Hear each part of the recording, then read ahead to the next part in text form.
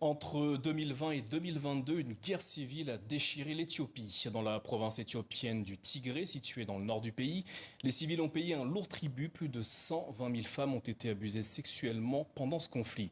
Actuellement, quelle est la situation sur place? Nous posons la question à Augustine Passili. Bonsoir et merci d'être avec nous. Vous êtes notre correspondante en Éthiopie. Vous êtes de passage à Paris après avoir réalisé une série d'enquêtes et de reportages consacrés aux conséquences de cette guerre et la situation dans la région du Tigré située dans le nord du pays. Après toutes ces années de conflit, quelle est la situation humanitaire dans cette province?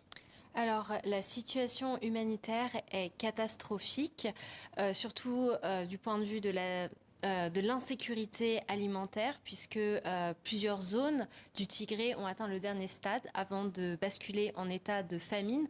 C'est lié évidemment à la guerre qui a éclaté au mois de novembre 2020, c'est-à-dire au moment de la récolte. L'état de siège imposé par l'État fédéral a privé les agriculteurs de semences, d'engrais, de matériel agricole. Et les champs ont également été abandonnés lorsque les agriculteurs sont partis se réfugier dans les montagnes. Certains d'entre eux ont aussi rejoint les forces de défense du Tigré. Au moment où les travaux agricoles ont pu reprendre, c'est la sécheresse cette fois qui a frappé. J'ai rencontré des agriculteurs à Fatsis, à une vingtaine de kilomètres au nord d'Adigrat, qui ont reçu des semences en 2023.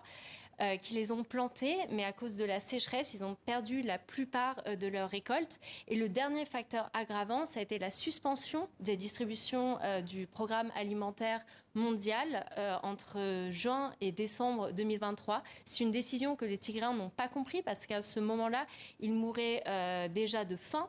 Une étude réalisée par les autorités locales estime que 2694 individus sont décédés par manque de nourriture dans les 9 mois qui ont suivi l'accord de Pretoria. Alors, il y a quelques jours, vous avez signé un article, un reportage dans le quotidien La Croix. Il s'intitule Éthiopie, la lente reconstruction des victimes de viols au Tigré. Qu'est-ce qui a été fait pour les plus de 100 000 femmes qui ont été violées selon les autorités locales?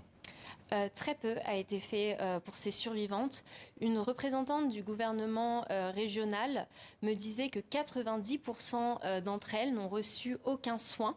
Les professionnels de santé et les ONG font face à des problèmes financiers, à un manque de ressources, mais aussi au risque de stigmatisation sociale, car ces femmes sont non seulement confrontées à de lourdes conséquences sur le plan médical, avec des fistules, des infections, des saignements, des contaminations au MST, notamment au VIH.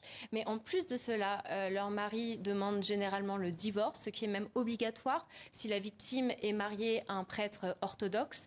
L'association des femmes du Tigré a ouvert 3 refuges pouvant accueillir 620 pensionnaires pour leur offrir des soins médicaux, un suivi psychosocial et leur donner accès à des formations professionnelles. Il existe d'autres initiatives comme l'organisation Hiwayet qui propose en plus un accompagnement spirituel parce que ces victimes associent souvent le viol à une punition divine, ce qui pose problème dans cette société très religieuse. Et sur le plan judiciaire, très peu a également été fait, mais j'ai rencontré une avocate qui travaille pour la commission d'enquête sur les génocides du Tigré.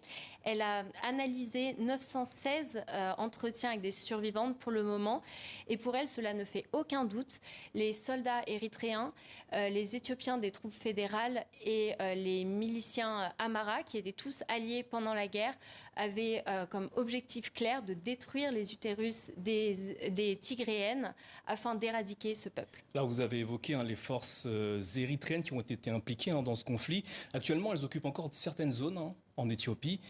Où se situent-elles et que s'y passe-t-il? Alors, une des zones qui est toujours occupée, c'est une partie d'une subdivision administrative qui s'appelle l'Irob.